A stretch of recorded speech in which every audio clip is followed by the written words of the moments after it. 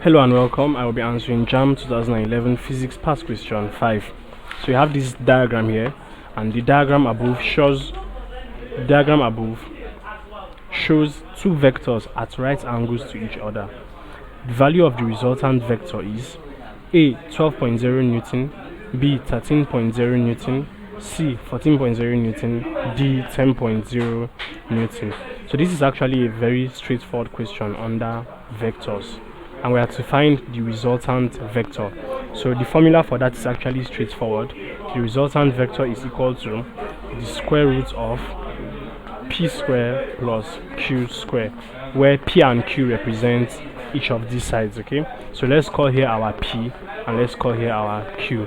So this is what you use to resolve that. So r is equal to square root 6 square plus 8 square, which is equal to the square root of 36 plus 64, and that is equal to the square root of 100, which is equal to 10 Newton. So 10 Newton, 10.0 Newton is option D.